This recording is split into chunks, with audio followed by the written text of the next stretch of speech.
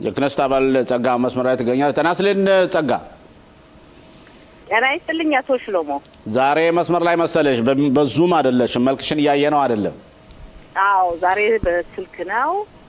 እንግዲህ ሌላ ቀን ደግሞ በዙም ይሆናል። እሺ ችግር የለም። ሁሌም እናመሰግናለን። አሁን ቀጥታ ወደ አንቺ መሄድ ፈልጋለሁ። በእርግጥ የዛሬ ውይይታችን የሚሆነው ትናንትና ባሳለፋችሁት ህግ በተመለከተ በተለይ በራባኑት ወይም የሃይማኖታዊ ፍርድ ቤቶችን መብት አስፍታችሁላቸዋል። ያን በተመለከተ ግን ከዛ በፊት ስላለው ወቅታዊ ሁኔታ ትራምፕ እንዴት ነው መንገድ ላይ ጥለውን ሊሄዱ ነው ወይስ እስከ መጨረሻው አብረውን ይሄዳሉ በዚህ ጦርነት ላይ? ዶክተር ጸጋ በመጀመሪያ ደረጃ በእውነት በአሁኑ ሰዓት በሀገራችን ያለማቋረጥ የህዝቡን ሽብር ፈጣሪ ድርጅት ወደ ሰሜኑ ክፍል ሚሳኤሎችን እየተኮሰ ነው።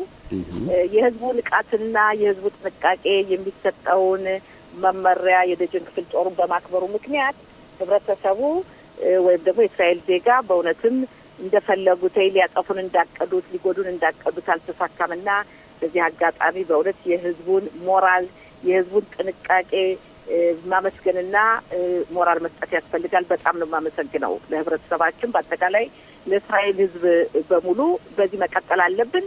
የሚሰጡ መመሪያዎችን ማክበር ይኖርብናል። ኦኬ። ሌላው ወደ ጥያቄ ስትመጣ እንግዲህ የአሜሪካ ፕሬዚዳንት ዶናልድ ትራምፕ ከእስራኤል ጎን ያለምንም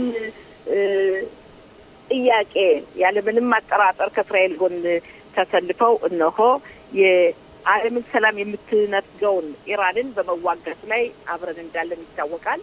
አሁንም ቢሆን የሁኔታ እንደቀጠለ ነው። በተለይ ብዙ ጊዜ ተመልከት አቶ ሽሎሞ የሚሰጡ የመሪዎቻችን ቃል በቃል በትክክል ከተመለከትነው አንዳንድ ጊዜ የሚናገሩት ቃላትም ከስትራቴጂክም የተነሳ ይሆናል ብዬ ገምታለሁ። ከጦር ስትራቴጂ የተነሳ ወይም በተለያዩ ሁኔታዎች እና ከዛ የተነሳ ነው እንጂ የአሜሪካ ፕሬዚዳንት ዶናልድ ትራምፕ ነገሩ ተጀምሮ ይቀራል የሚል ግምት የለኝም። ዶክተር ጸጋ በአጠቃላይ በትናንትናው በተለያዩ መገናኛ አውታሮችን አይተን ነበረ። ዶናልድ ትራምፕ በቃላቸው በራሳቸው በትዊተር ብቻ ሳይሆን የተናገሩት እንዴት ነው ከኢራኖች ጋር እየተነጋገርን ነው፣ እንዲያውም ጥሩ ውጤቶችም አሉ፣ የተስማማናቸባቸው ነገሮች አሉ። በዛ ምክንያት ሆርሙዝ ላይ ካልከፈቱት በ48 ሰዓት ውስጥ የኤሌክትሪክ ፋሲሊቲዎቻቸውን እናፈርሳለን ብለው ብሱን አቁመውታል። እንደሰማነው ከወደ ደግሞ የኛ ጠቅላይ ሚኒስትርና የኛ በተለይ የወታደራዊ ክፍሎች እንዳላወቁና ከጀርባ ድርድር እየተደረገ መሆኑን ነው። ምን ያህል እውነት ነው? እንግዲህ ተመልከት፣ የኔ ግምቴን ነው የምሰጠው። በዲያ አመለካከት ብዙ ጊዜ የተከሆነ አሜሪካ የራሷ ጥቅም አላት፣ እስራኤል የራሳችን ጥቅም እንዳለን ሁሉ እያንዳንዱ የራሱን ብሔራዊ ጥቅም ይጠብቃል እና አንዳንድ ጊዜ ከግል ጥቅም ወይም የግል እንኳን አይደለም ከሀገሩ ከብሔራዊ ጥቅም የተነሳ እያንዳንዱ የሚወስደው መንገድ ሊኖር ይችላል። ግን በዚህ ጉዳይ ላይ በተለይ ጦርነቱን በተመለከተ ስናይ እኛ ዘዴዎች እስራኤል ኢራን አትገባም፣ እስራኤል አትዋጋም፣ ትራምፕ ናታንያውን አይደግፉም፣ ትራምፕና ናታንያው አግባብ የላቸውም። ከዛ በኋላ ደግሞ ለምን 7 ጊዜ ተገናኙ? አሜሪካ ጦርነቱን የተባበረችው ለእስራኤል ብላ ነው እንጂ አሜሪካ አልፈለገችም። የተለያዩ አባባሎችን እንሰማለን።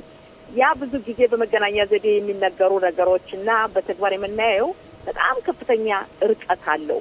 ስለዚህ አሜሪካ የምትወስደው የራሷ ብሔራዊ ጥቅም አላት። ግን ይህን ብሔራዊ ጥቅሟን የምታስከብረው አንድ ላይ አብራ ከጎን ሆና የምትዋጋው አንድ ላይ የምትዋጋው እስራኤልና ከዛም አልፎ አሜሪካን ብትሆን የራሷን ወዳጅ የሆኑ ሀገራትንም መጠበቅ ትፈልጋለች። ስለዚህ ብዙ ጊዜ ከብሔራዊ ጥቅም የተነሳ ይሆናል ብዬ ነው የምገምተው። ኦኬ ዶክተር ጸጋ አሁን ቀጥታ ወደ ክነሰት ውይይታችሁ ልሄድና በትላንትናው ዕለት እናንተ ለቤት ሀዲን አራባኒ ወይም ደግሞ ለሃይማኖት ዳኛዎች ሙሉ በሙሉ መብት ሰጣችኋቸዋል እና ሀገራችን እንግዲህ የሃይማኖታዊ ሀገር ልትሆን ነው ማለት ነው። ልክ አገዛዘው በመጽሐፍ ቅዱስ ሕግ የምትገዛ ሀገር ልትሆን ነው ሀገራችን። በመጀመሪያ ደረጃ እስራኤል ዲሞክራሲ ሳትሆን መጀመሪያ ሃይማኖታዊ ሀገር ናት። በመላው ዓለም ሃይማኖታዊ ሀገር ናት ማለት ሁላችን የመጽሐፍ ቅዱስ ሕጎች ነው የሚገዙን ማለት እንችላለን። በትክክል መጽሐፍ ቅዱስን በዓለም ላይ የማይጠቀም የለም። የመጽሐፍ ቅዱስን ቃላቶችን 10ቱን ቃላት መመሪያውን ማንኛውም የሃይማኖት ተከታይ ሃይማኖት የማይከተለውም ቢሆን የሚያከብረው ነው። ይሄ ለእስራኤል ሕዝብ የተሰጠ መጀመሪያ ይሁን እንጂ ዓለም የሚጠቀምበት ነው። የምናፍርበት ምክንያት መሆን የለበትም። አቶ ሽሎሞ የሃይማኖትን ጉዳይ ስታነሳ እስራኤል መጀመሪያ የይሁዲ ሀገር ናት። መዲና ይሁዲት በዲሞክራሲ ስለዚህ ክነሰት ዶክተር ጸጋ ክነሰት አያስፈልግማ መጽሐፍ ቅዱስን ወስዶ ያሉትን ህግና ደንቦችን በመተግበር ክነሰት አያስፈልግም። ለምን አስፈለገ ክነሰት? ጥሩ ጥያቄ። ሁለት ነገሮች እስራኤል መዲና ይሁዲን በዲሞክራሲ የይሁዲና የዲሞክራሲ ሀገር ናት ሲባል በመጀመሪያ የሚቀድመው ሃይማኖቱ ነው። በመላው ዓለም ተበትኖ የነበረው የእስራኤል ህዝብ ከስንት ሺህ ዓመታት በኋላ ተበትኖ በቆየበት ሰዓት ብዙ መከራ ሰቆቃ ያሳለፈው አገር ቢኖረው ጥሩ ነው። አገር ስለሌለው ነው። ስለዚህ አገር ማቋቋም ያለብን ከ3000 ዓመት በፊት አገሩ ወደ ነበረችው ኢየሩሳሌም የንጉሥ ዳዊት ከተማ ተመልሰን ማቋቋም አለብን የሚለው ነው። ያ በመሆኑ አገሪቱ ስትቋቋም የተባበሩት መንግስታት ድርጅት እንደ አውሮፓውያን ዘመን አቆጣጠር ህዳር 29 ቀን 1947 ዓ.ም አጽድቆ እስራኤል ሀገራችን ተቋቁማለች። አገሪቱን ያቋቋሙ መሪዎች ምንድን ነው ያሉት? በትክክል አገሪቱ የይሁዲ ነገር ግን የሌሎችን ሃይማኖቶችን በውስጥ ያሉትን መብታቸውን እንጠብቃለን። ከዛ በተጨማሪ ዲሞክራሲም መሆን አለባት። ያስተዳደር ዲሞክራሲ ስንል መሪዎችን ህዝቡ መምረጥ አለበት። ህዝቦቹ የህዝብ ተመራጩ ህዝቡ ማገልገል አለበት። በተወሰነ ዓመት በክነሴት ምርጫ ይሆናል። ስለዚህ ብዙዎቹ በተለይ የግራ ክንፍ የሆኑት የማይገባቸው አንድ ነገር አለ። እስራኤል መጀመሪያ ሃይማኖታዊ አገር ናት። ዲሞክራሲው ከዛ በኋላ ነው። እነሱ መገልበጥ የሚፈልጉትኝ መጀመሪያ ዲሞክራሲ ናት፣ ሃይማኖቱ ይቅርበት ከሎ የፈለገ ያ አይደለም። ትክክለኛው ማወቅ ያስፈልጋል። ተሽሎ ስለዚህ ያ ማለት አሁን ደጋግመህ የምጠይቅሽ አሁን አንቺ ለሚያጋጥምሽ የሆነ ሰው ጋር ብትጣይ ወደ ፍርድ ቤቱ ነው የምትሄጂው? ወደ ዲሞክራሲው ፍርድ ቤት ነው የምትሄጂው ወይስ ወደ ራባኖት ፍርድ ቤት ነው የምትሄጂው? በጣም ጥሩ። አሁን ያለንበት ተጨባጭ ሁኔታ ምንድን ነው? እኛ ስንዳር አንተም እኔም ሁላችን ስንዳር በምን የተዳር ነው? የጋብቻ ጉዳይ ሌላ ነው። አንድ መስመር ብቻ ነው። ግልጽ ላደረገው ነው። ሃይማኖት የሚመለከታቸው ግዛቶች አሉ። የዲሞክራሲ ወይም ደግሞ የሲቪል አለ። ሁለት አሁን እኮ ከሰው ጋር ብትጠርጣይ አቶ ሽሎሞ ጠይቃን መልስ ጠብቅ።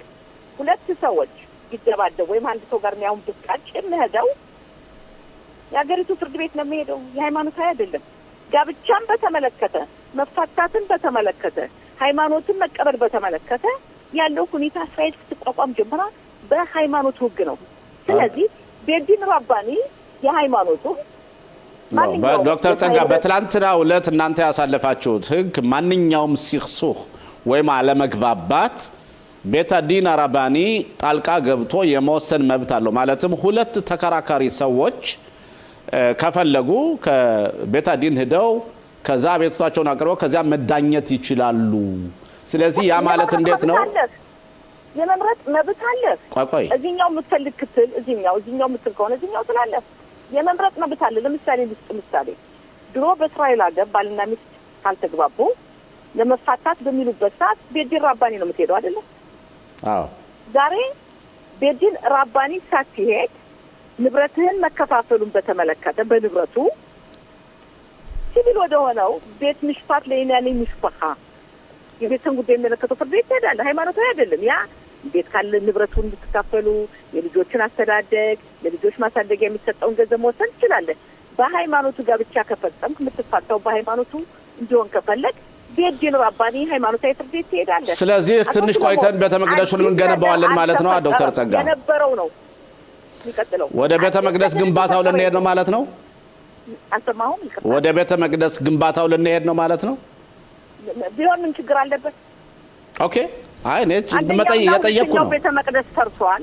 ሶስተኛው ቤተ መቅደስ ምን ነው ያንን ለማየት አምላክ ባበቃን አቶሽ ነው። ኦኬ ዶክተር ጸጋ በእውነት በዚህ ላይ ሰፋ ያለ ሁኔታዎች አሉ፣ ግን እንተወውና አሁን ፕሮግራማችን በጣም የተጣበበ ስለሆነ ሌላ ጊዜ በደንብ እንወያይበታለን። አብረን ለነበረ ቆይታ በጣም እያመሰገንኩ እግዚአብሔር ይስጥልኝ እላለሁ።